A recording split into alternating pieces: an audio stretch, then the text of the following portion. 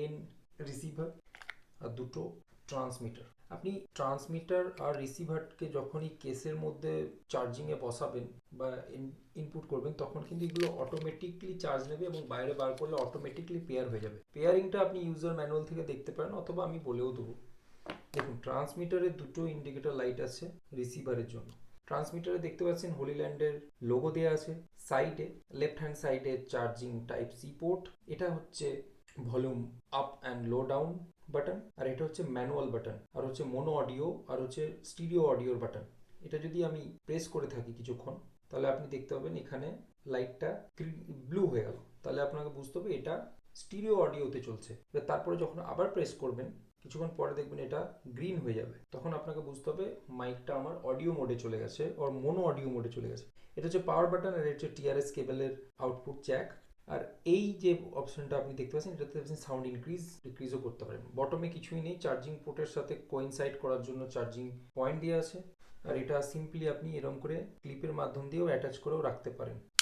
ওকে, এবার চলে আসি ট্রান্সমিটারেরও হোলিল্যান্ডের লোগো এবং ট্রান্সমিটারের এখানে ইনবিল্ড অডিও মাইক রয়েছে।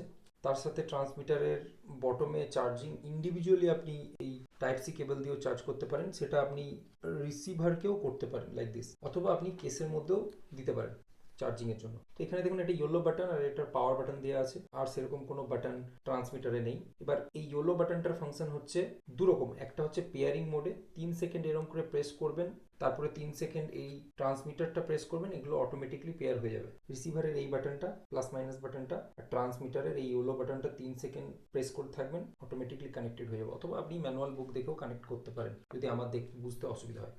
এবং দেখুন এখানে একটা ইয়েলো বাটন আছে, ইয়েলো বাটনের ফাংশন আছে। এখন দেখতে পাচ্ছেন আপনি গ্রিন লাইট জ্বলছে, তার মানে এই যে ট্রান্সমিটারটা নয়েজ ক্যান্সেলেশন অপশনটা অন আছে। যখন আপনি এটাকে আরেকটা প্রেস করবেন তখন দেখবেন এটা ব্লু লাইট জ্বলবে। ব্লু লাইট জ্বলার ইন্ডিকেটর হচ্ছে কি এর নয়েজ ক্যান্সেলেশন অন নেই, এটা আপনি প্রেস করলেই নয়েজ ক্যান্সেলেশন অন হয়ে যাবে। এই জিনিসটার ডেমো আমি কিন্তু পরের ভিডিওতে আপনাদেরকে দেবো, জাস্ট আমি বলে রাখলাম। আর হচ্ছে এটারও ক্লিপ আছে, এরকম করে আপনি ক্লিপের মাধ্যম দিয়ে অ্যাটাচ করে রাখতে পারেন। মোরলেস এই সিস্টেমটা টোটাল 8 ঘন্টা মতো আপনাকে চার্জিং ব্যাকআপ দেবে, ফুল কন্টিনিউয়াস চার্জ করার পরে 4টে লাইট জ্বলার পরে। খুব ভালো মাইক। আমার এটা 5600 টাকায় আমি পেয়েছি অ্যামাজনে, কিছুদিন আগে রিপাবলিক সেল ডে চলছিল, সেটাতে আপনারাও কিনতে পারেন। এর কম্পিটিটর আরেকটা মাইক আছে যেটা হচ্ছে ডিজেআই মাইকটাও ভালো। তো এটা আপনি কন্টেন্ট ক্রিয়েটের জন্য নিতে পারেন। এটা সিম্পল, শুধু একটা ট্রান্সমিটার আর একটা রিসিভার হিসাবেও আসে, আর দুটো ট্রান্সমিটার আর একটা রিসিভার হিসাবেও কিন্তু কম্প্যাক্ট চার্জিং এর সমেত তো পাওয়া যায়। তো চয়েসটা আপনার, আপনি যেভাবে নিতে চান। তো মোরলেস হচ্ছে এইটাই।